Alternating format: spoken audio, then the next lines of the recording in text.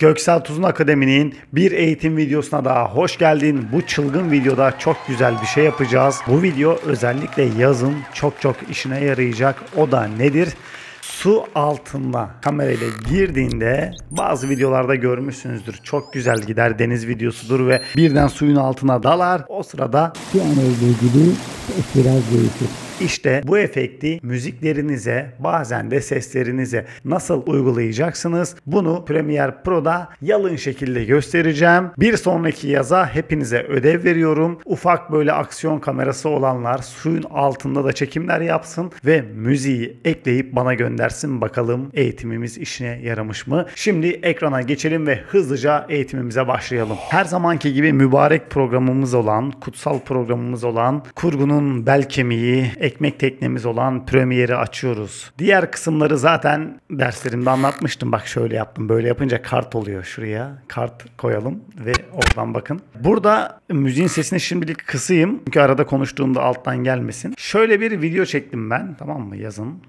Suyun üstündeyim. Biraz böyle ilk çekimlerimden biri oldu. Böyle görüntü anlamında çok sallantı var. O yüzden onu böyle şey yapın. İdare edin. Suyun üstündeyim. Suyun altına girdim. Sonuna doğru da dalışı çektikten sonra suyun üstüne çıkıyorum. Mantıken de şunu yapacağım. Suyun üstündeyken müziğim normal akacak. Tam şurada suyun altından duyacağım müziği. Duyacağım. Tam şurada da tekrar eski haline gelecek. Şimdi ben müziğimi verdim. Birazdan duyacaksınız. Birazcık müziği hatta gerçi kısmayayım, tam duyun böyle. Kulağınızda böyle yer etsin ki farkı duyun. Örnek videom var. Tamam mı? Çektim ben bu videomu. Siz de koyduğunuzu varsayalım. Sonra alta da o videoda kullanacağınız müziği koydunuz bu şekilde. Ben koydum.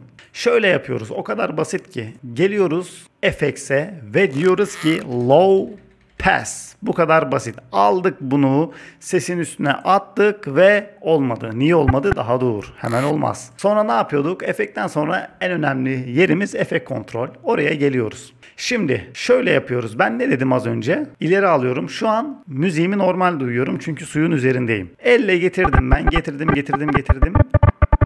Suyun en son üstünde olduğum yere bura olarak belirledim, tamam mı? Buraya kadar müziğimi normal duyacağım ben. Ve şuradaki cutoff'un kronometresini açtım. Bu biliyoruz keyframe'di. Burada 2000 dediğimizde suyun üzerindeyiz. Hani deniz seviyesinden 2000 metre yükseklikte gibi aklınızda kalsın. Hafızalarla Türkiye. 400 dediğimizde de suyun altındayız. Bu kilit bir şey. Tamam, bu sayıların aşağı yukarı bazı dersler görürsünüz. Onlarda farklılık verebilir ama en böyle orta seviyesini buldum unutmamanız için. 2000'e 400. Şimdi suyun üzerindeyim ben. 2000'deyim ya. Ondan sonra bu tam burayı belirlemiştim. Ondan sonra 3 kare 1, 2, 3. Tam burada suyun artık altındayım. O zaman şuraya geliyorum ve diyorum ki 400.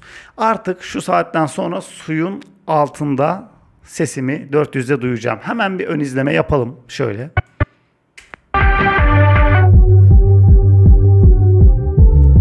Güzel değil mi? Bak normal geliyor müziğim. Ya verdiği etki çok güzel. Sonra devam ediyorum. Sizi hemen öyle kolay bırakmayacağım. Geldim. Şimdi şurada suyun altında şuradan itibaren üstündeyim değil mi? Tam buraya geldim ya. 3 kare 1, 2, 3 geri aldım. Çünkü hala suyun altındayım. Müziği suyun altında duyuyorum. 400 vermiştim ya. Keyframe'imi bir tane daha koydum 400'de. Burada kalsın. Yani şuradan şuraya kadar sen dedim 400'desin. Hemen bak şuna basıyorum. Keyframe'ler arası geçiş yapabiliyorum, görüyor musun? Sonra suyun altından 1, 2, 3 kare ileri aldığımda suyun üstüne çıktım artık. Sesi neyle duyacağım? 2000 duyacağım değil mi? Hemen buraya 2000'imi verdim. Bak yakınlaştırayım şöyle. Oraya bir tane daha keyframe oluşturdu hemen dibine. Yani üstteyim. Normal duyuyorum. Alta indim. İndim. Dip ses duyuyorum. Sonra yukarı çıktım. Normal duyuyorum. Olayım bu kadar basit. Bir izleyelim ve sonlandıralım.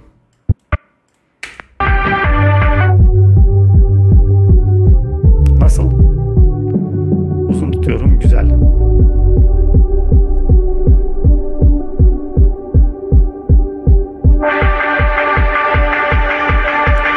sonunda tekrar girmişim, orayı çaktırmayın. Mantığı anladınız değil mi? Bu ne işimize yarayacak? Şu işimize yarayacak. Low pass kısmı videolarda ses çok önemli. Bazen geri plana atıyoruz ama. Mesela buradaki sesim çok kötü çıksa şu an beni dinler misin? Bu şekilde dinler misin? Sesimi şu an dinleyebilir misin?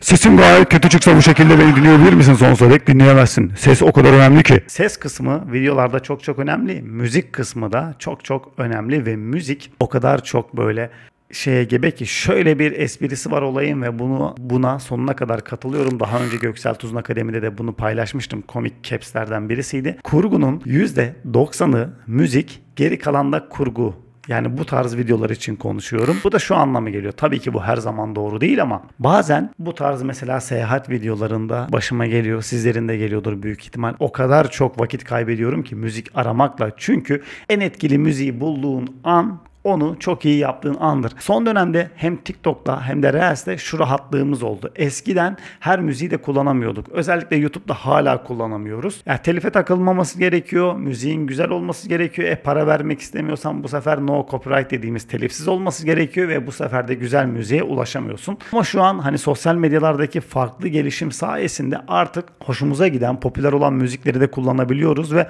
birçok akım gördüğünüz gibi TikTok'ta ve Reels'te ya da Reels'te nasıl diyorsanız orada müzik vasıtasıyla oluyor. Birçok şey var. Siz zaten şu an bunu söylerken bile aklınıza geldi. O kadar önemli. Ve buradaki low pass'i kullandığımızda da güzel olan kısım ne? Şu verdiği etki. Yani çok güzel video çekmişsin, güzel müziğin var. Şöyle bir trik yaptığında zaten bu videonu öne çıkarıyor. İzleyeni daha da canlı tut. Olayımız da güzel şeyler üretmek zaten.